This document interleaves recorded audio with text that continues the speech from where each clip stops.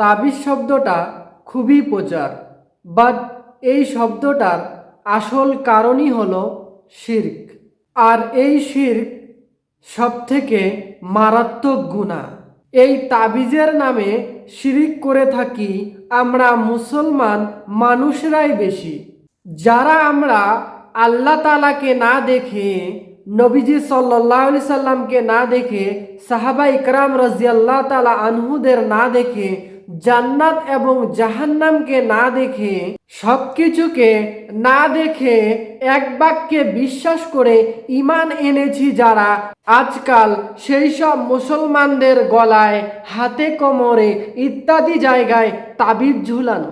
আর যেটা আমাদের নবী হযরত মুহাম্মদ মুস্তাফা সাল্লাল্লাহু আলাইহি সাল্লাম এক বাক্যে বলেছিলেন, এটা হলো শিরক।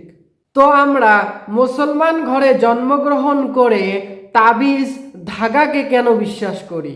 এই সমস্ত কিছুর বিষয়ে কোরআন এবং হাদিস কি বলতেছে আরো বিস্তারিতভাবে আমরা জানি।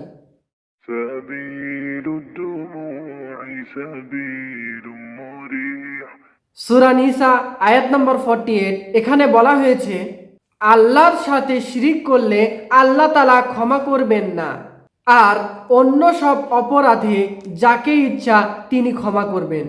যে ব্যক্তি আল্লাহ তাআলার সাথে শিরিক করে সে ব্যক্তি বড় মহা পাপ করে। দেখুন, এই আয়াতটার দ্বারা একটা কথাই আমাদের বোঝা দরকার যে আমরা যদি তাবিজকে বিশ্বাস করি, আমরা যদি ধাগাকে বিশ্বাস করি, আমরা যদি ঝাড়ফুঁককে বিশ্বাস করি, তাহলে আমাদের যে জিন্দেগিটা সেটা তাবিজ ধাগা ঝাড়ফুঁকের দিকে চলে যাবে। কিন্তু এটা যদি আমরা করি তাহলে হবে আল্লাহ তাআলার সাথে শিরিক করা। তার কারণ হলো আল্লাহ তাআলা কোরআন পাকে যা নাজিল করেছেন, হাদিস পাকের মধ্যে যা দিয়েছেন, আমরা তারই ইতাত করতে হবে। কারণ আমরা পড়েছি কালিমা লা ইলাহা ইল্লাল্লাহু মুহাম্মাদুর রাসূলুল্লাহ, আল্লাহ ছাড়া কারো কোনো ইবাদত করার লায়েক নয়। অন্য কাউকে আমরা ইবাদত করতে পারি না, অন্য কাউকে আমরা মানতে পারি না, অন্য কোনো জিনিসকে আমরা বিশ্বাস করতে পারি না। একমাত্র আল্লাহকেই বিশ্বাস করতে হবে, আল্লাহর কোরআনকে বিশ্বাস করতে হবে, আল্লাহর নবীজি সাল্লাল্লাহু আলাইহি সাল্লামকে বিশ্বাস করতে হবে, আল্লাহর জান্নাত এবং জাহান্নামকে বিশ্বাস করতে হবে। তাহলে আমরা তার প্রতি ঈমান আনতে পারবো, সহি ইলম হাসিল করতে পারবো, সহি রাস্তায় চলতে পারবো। না হলে আমরা এই রকম শিরিক করেই থাকবো দিনের পর দিন। দেখুন, এখানে আরো একটা কথা বলা হয়েছে, আল্লাহ তাআলা যাকে ইচ্ছা অন্য কোনো অপরাধে ক্ষমা করবেন।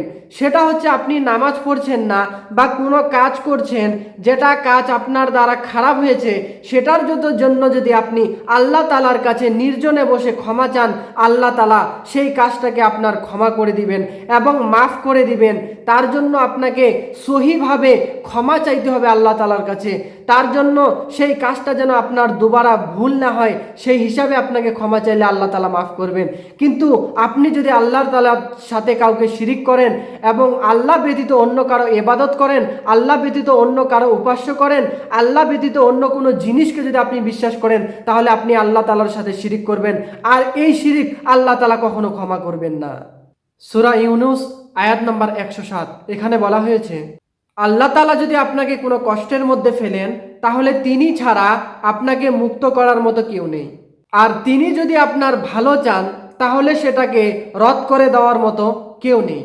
তিনি তার বান্দাদের যা ইচ্ছা তাকে তা দেন। তিনি ক্ষমাশীল এবং তিনি পরম দয়ালু। দেখুন, আপনি যদি কোনো বিপদের মধ্যে পড়েন, তাহলে সেই বিপদ থেকে উদ্ধার করার মালিক হলেন আল্লাহ তাআলা। কারণ বিপদটা আল্লাহ আপনাকে দিয়েছেন, তাই সেই বিপদ থেকে উদ্ধার আপনাকে আল্লাহ তাআলাই করবে, অন্য কেউ করতে পারবে না।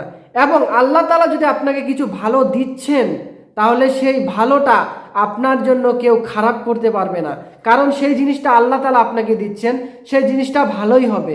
আর দেখুন, আপনি যদি আল্লাহ তাআলা কিছু খারাপ করছেন, এটার পরে আপনার ভালো করবে, কিন্তু আপনি যদি এটাকে বিশ্বাস না করেন, বিশ্বাস না করে আপনি তাবিজকে বিশ্বাস করেন, আপনি ধাগাকে বিশ্বাস করেন, আপনি অন্য কিছু জিনিসকে বিশ্বাস করেন, আপনি ঝাড়ফুঁককে বিশ্বাস করেন, তাহলে আপনার জন্য এটা করা হবে শিরক।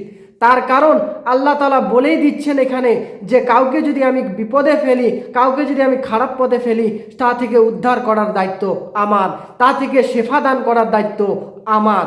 কারণ আমি ছাড়া সে বান্দাকে কেউ কোনো কিছুর দিক থেকে উদ্ধার করতে পারবে না, কোনো কিছুর শেফা দিতে পারবে না। তার কারণ হলো আল্লাহ তাআলার মতো ক্ষমাশীল, আল্লাহ তাআলার মতো দয়ালু কেউ হতেও পারবে না। তার কারণ হলো আল্লাহ বান্দাদের ভালো চান, তাই ভালো কিছু দেন। তার একমাত্র কারণ হলো আল্লাহ তাআলা সূরা ইখলাসের মধ্যে বলে দিয়েছেন, কুল হুয়াল্লাহু আহাদ আল্লাহুস সামাদ লাম ইয়ালিদ ওয়া লাম ইউলাদ ওয়া লাম ইয়াকুল লাহু কুফুয়ান আহাদ। হে মুহাম্মদ সাল্লাল্লাহু আলাইহি সাল্লাম, আপনি বলে দিন আল্লাহ এক, আল্লাহ তাআলা কারো মুখপক্ষী নন, আল্লাহ তাআলা কাউকে জন্ম দেননি আর তিনি কারো দ্বারা জন্মগ্রহণ করেননি এবং আল্লাহ তাআলার সমতুল্য কেউ হতেও পারবে না।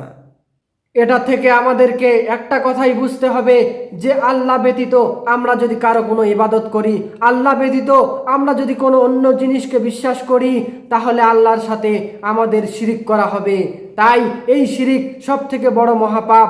তাই জন্য আমাদের কোরআনকে ফলো করতে হবে, কোরআনকে বিশ্বাস করতে হবে, কোরআন মোতাবেক চলতে হবে, তাহলে আমরা সহি রাস্তায় চলতে পারবো। হযরত ইব্রাহিম আলাইহিস সালামকে কাফের মুশরিকরা আগুনে ফেলে দিয়েছিলেন, হযরত ইউসুফ আলাইহিস সালামকে জেলে রেখেছিলেন, হযরত আইয়ুব আলাইহিস সালাম কঠিন রোগে আক্রান্ত ছিলেন, হযরত ইউনুস আলাইহিস সালাম মাছের পেটে ছিলেন। তাও তারা কোনোদিনও কখনো এক সেকেন্ড, এক মুহূর্তের জন্য ভাবিনি যে আমি তাবিজকে বিশ্বাস করব, আমি ঝাড়ফুঁককে বিশ্বাস করব, আমি কবচকে বিশ্বাস করব। তাদের একটাই বিশ্বাস ছিল যে আল্লাহ তাআলা এই আমাদের বিপদের মধ্যে ফেলেছেন, আল্লাহ তাআলা নিশ্চয় এখান থেকে আমাদের উদ্ধার করবেন। তাদের মনে শুধু একটা কথাই ছিল, যেহেতু আল্লাহ তাআলা আমাকে এই জায়গার মধ্যে রেখেছেন, সেহেতু আল্লাহ তাআলাই আমাকে এখান থেকে উদ্ধার করে নিয়ে আসবেন। আজ আমরা মুসলমান মানুষ হয়ে কোনো ভরসা রাখি না আল্লাহর উপর, অথচ আমরা বলে থাকি যে আমি 5 ওয়াক্ত নামাজ পড়ি, আমার ভিতরে ঈমান আছে। আপনার ভিতরে যদি যাররা পরিমাণও ঈমান থাকে, তাহলে আপনি সেই সব জিনিসকে বিশ্বাস করবেন না, আপনি শুধু বিশ্বাস করবেন কোরআনকে, হাদিসকে। তাহলে আপনি অন্য কিছু জিনিসকে কেন বিশ্বাস করেন? আপনি তাবিজকে কেন বিশ্বাস করেন? আপনি ধাগাকে কেন বিশ্বাস করেন? আপনি এখনো কেন ঝাড়ফুঁককে বিশ্বাস করেন? আমাদের একটুকু জিনিস মাথায় ঢুকানো খুবই দরকার, এইটুকু জিনিস আমাদের খুবই জানা দরকার। কোনটা? সেটা হলো আমরা যে তাবিজটা তৈরি করছি সেটা কোরআনের আয়াত দিয়ে তৈরি করছি। তো কোরআনের আয়াত দিয়ে আমরা যে জিনিসটাকে তৈরি করতেছি, সেই জিনিসটা আমরা গলার মধ্যে ঝুলাচ্ছি, হাতের মধ্যে ঝুলাচ্ছি, কিন্তু আমি যে বাথরুমের মধ্যে যাচ্ছি, আমি যে পেশাব করতে যাচ্ছি, আমি যে পায়খানা করতে যাচ্ছি, তখনও কেন আমার হাতে তাবিজ আছে, তখনও কেন আমার গলায় ঝুলানো তাবিজ আছে? তাহলে সেটা আপনার কাছে সব থেকে বড় শিরিক হয়ে যাচ্ছে। কারণ কোরআন নিয়ে আপনি পেশাব করতে যেতে পারেন না, কোরআন নিয়ে আপনি পায়খানা ঘরে যেতে পারেন না। তাহলে আপনি কোরআনকে কিভাবে মর্যাদা দিলেন? তাহলে আপনি কোরআনকে কিভাবে ভালো জায়গায় রাখলেন? তাহলে তো আপনি কোরআনকে খারাপ জায়গায় নিয়ে যাচ্ছেন, কোরআনকে নোংরা জায়গায় নিয়ে যাচ্ছেন। তো কোরআনের হেসিয়ত থাকলো কি? কোরআনের মূল্য থাকলো কি? যেটা আল্লাহ তাআলা আমাদের নবী হযরত মুহাম্মদ সাল্লাল্লাহু আলাইহি সাল্লামের উপর নাজিল করেছেন, সব থেকে বড় কিতাব, যেটা আমরা মেনে চলতেছি, আজ সেটা মানুষ কি করতেছে? পায়খানা ঘরে নিয়ে যাচ্ছে, পেশাব ঘরে নিয়ে যাচ্ছে, খারাপ স্থানে নিয়ে যাচ্ছে। আপনি যদি তাবিজ ঝুলাচ্ছেন, সেই তাবিজটাতে কোরআনের আয়াত লেখা হচ্ছে, আর সেই সব নিয়ে খারাপ স্থানে ঢুকা হচ্ছে, সেই সব নিয়ে খারাপ রাস্তায় যাওয়া হচ্ছে, তাহলে আপনাদের কাছে কোরআনের মর্যাদাটা কি থাকলো যে আপনি বলছেন আপনি কোরআনকে মানেন? আর আপনি যদি সত্যি সত্যি কোরআনকে মেনে থাকেন, আপনি যদি মুমিন মুসলমান হন, তাহলে আপনি নিশ্চয় তাবিজ ঝুলাবেন না। কারণ তাবিজ একটা খারাপ কাজ, সেটা হচ্ছে শিরিক কাজ, আর এই শিরিকটা কোনো মুমিন মুসলমান দ্বারা কখনোই হতে পারে না। সূরা জুমার 38 নম্বর আয়াতে বলা হয়েছে, এই পুরো পৃথিবীটাকে সৃষ্টি করেছেন আল্লাহ তাআলা। যদি আল্লাহ তাআলা আমার ক্ষতি করতে চান, তাহলে আমরা যাকে আহ্বান করি তারা কি এসে আমাদের ক্ষতি দূর করতে পারবে? আর আল্লাহ তাআলা যে আমার উপর দয়া করবে, সেই দয়াটা অন্য কেউ এসে কি রদ করে দিতে পারবে? তাহলে আপনি বলুন, আল্লাহই আমার জন্য যথেষ্ট। যারা নির্ভরশীল ব্যক্তি, তারা আল্লাহর উপরে ভরসা করবে, অন্য কোনো কিছুর উপর ভরসা করবে না, বিশ্বাস করবে না। যেহেতু আল্লাহ তাআলা পুরো দুনিয়াকে সৃষ্টি করেছেন, প্রত্যেকটা মানুষকে সৃষ্টি করেছেন, তাহলে আল্লাহ তাআলা যাকে ভালো রাখতে চাইবেন তাকেই ভালো রাখবেন, যে ভালো পথে আসতে চায় আল্লাহ তাআলা তাকেই ভালো পথের দিক দিবেন। এই আয়াতটা দ্বারা আমাদের একটা কথাই বুঝতে হবে যে আল্লাহ তাআলা আমাদের যদি কোনো ক্ষতি করে থাকেন, ক্ষতি দেন, কোনো কিছু ক্ষতি করতেছেন, তাহলে আমরা যদি তাবিজ বাবা ধাগাকে বিশ্বাস করি তাহলে সেটা আমাদের জন্য তো শিরিক হবে। সেই ধাগা বাবা বা অন্য কিছু সেগুলা আমার কোনো ক্ষতিটাকে রোধ করতে পারবে না। আর আল্লাহ তাআলা যে আমাকে ভালো পথ দিচ্ছেন, ভালো দয়া করছেন, সেটাকে কোনো বাবা, পীর বাবা বা যে কেউ তাবিজ হোক না কেন, কোনো কিছু সেটাকে আটকাতে পারবে না। কারণ আল্লাহ যেহেতু আমাকে ভালো পথে নিয়ে যাচ্ছে, আমি আল্লাহকে বিশ্বাস করছি, আল্লাহর নবীকে বিশ্বাস করছি, আল্লাহ তাআলা সমস্ত পৃথিবী সৃষ্টি করছে, এর উপর বিশ্বাস রাখতেছি, তাহলে কোনো দুনিয়ার কোনো শক্তি নাই আমাকে আটকানোর, যে আমাকে সেই পথ থেকে আটকাবে। যদি আমরা সেই সব ছেড়ে দেই, খারাপ পথে চলে যাই, তাহলে আল্লাহ তাআলা সেই খারাপ পথেই আমাদের ডুবাবে। যেহেতু সব কিছুই আল্লাহর দ্বারা সৃষ্টি, সব কিছু আল্লাহ তাআলার দ্বারাই হয়, একটা গাছের পাতাও আল্লাহ তাআলার হুকুম ছাড়া নড়ে না, তাহলে সেই সব ব্যক্তি কামিয়াবি হবে যে ব্যক্তি আল্লাহ তাআলার উপর নির্ভর হয়ে থাকবে, আল্লাহকে বিশ্বাস করে থাকবে, আল্লাহর পথে প্রদর্শিত হবে, সে ব্যক্তি কামিয়াব হবে, সে ব্যক্তি জান্নাতে যাবে। আর যে ব্যক্তি এটা থেকে গাফেল থাকবে সে ব্যক্তি একদিন জাহান্নামে চলে যাবে, সে ব্যক্তি মরার পরে জাহান্নামে যাবে। দেখুন, আমাদের নবী হযরত মুহাম্মদ সাল্লাল্লাহু আলাইহি সাল্লাম বলেছেন, আত-তামিমু শিরকুন, তাবিজ হচ্ছে শিরক। এই কথাটা হচ্ছে আল্লাহ তাআলার নবীর কথা, এটা কোনো আলেম ওলেমার ফতুয়া না। আর নবীজি সাল্লাল্লাহু আলাইহি সাল্লামের হার একটা কথা সত্য, তার কথার মধ্যে কোনো সন্দেহ নাই। আর যদি কোনো ব্যক্তি নবীজি সাল্লাল্লাহু আলাইহি সাল্লামের কথাকে সন্দেহ করে, চুল পরিমাণও সন্দেহ করে বা এই দিক ওই দিক করে, সে ব্যক্তি কাফের হবে। তাই আমি আপনাদেরকে শেষে একটা কথাই বলে যাব, যে আপনারা সেই সব মানুষকে এতাত করেন, সেই সব মানুষের কথাকে চলেন, সেই সব মানুষের কথা মতো চলেন। কারণ আমাদের কাছে এখন নবীজি নেই, আমাদের কাছে এখন সাহাবায়ে কেরাম নেই, আমাদের কাছে এখন তাবেঈন নেই।